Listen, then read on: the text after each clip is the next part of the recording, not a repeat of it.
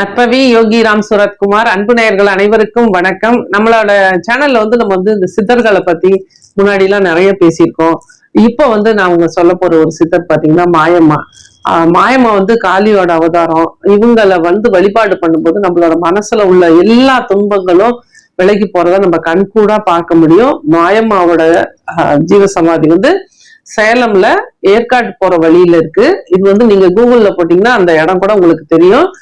நீங்க என்ன உங்களுக்கு தீராத நோய்கள் தீராத பிரச்சனைகள் இருந்தாலும் சித்தர்கள் வழிபாடு பண்ணணும்னு உங்களுக்கு மனசுக்கு தோணுச்சு அப்படின்னா மாயம்மாவை வழிபாடு பண்ணுங்க. எப்பவும் நான் சொல்ற மாதிரிதான், மாயம்மா சமாதிக்கு நான் சேலம் போறதுக்கு எனக்கு வாய்ப்புகள் இல்லை அப்படின்னா நீங்க அம்மாவோட போட்டோ ஒண்ணு டவுன்லோட் பண்ணி வீட்டுல வச்சு ஒவ்வொரு வியாழக்கிழமையும் நீங்க நெய் தீபம் ஏற்றி வழிபாடு பண்ணிட்டு உங்க வீட்டுக்கு பக்கத்துலயோ எங்கேயாவது இருக்கிற தெருநாய்களுக்கு பிஸ்கட் போடுங்க. அந்த நாய்கள் அடிபட்டு இருந்துச்சுன்னா அதுக்கு மருத்துவ கவர்மெண்ட்ல கால்நடை மருத்துவர்கள் இருக்காங்க இல்லைங்களா, அங்க கொண்டு போய் அதுக்கு ட்ரீட்மெண்ட் கொடுங்க. இந்த மாதிரி எல்லாம் பண்ணும்போது உங்க கர்மா உங்களுக்கு கிளியர் ஆகிறத நீங்க பார்க்க முடியும். இது அதாவது நாய்கள் அப்படின்னாவே நம்ம கிரக அடிப்படையில நிறைய விஷயங்கள் சொல்லலாம்.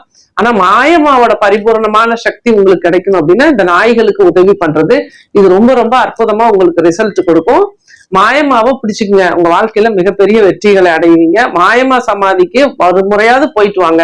உங்களுக்கு எவ்வளவு குழப்பங்கள் எவ்வளவு பிரச்சனைகள் எவ்வளவு தீராத நோய்கள் இருந்தா கூட மாயம்மா ஜீவ சமாதிக்கு ஒரு முறை நீங்க போயிட்டு வந்தீங்கன்னா கூட உறுதியா உங்களுக்கு நல்ல ஒரு மாற்றம் கிடைக்கும். வாய்ப்பு இல்லாதவங்க அம்மாவோட போட்டோ வச்சு தீபம் ஏற்றி வழிபாடு பண்ணுங்க.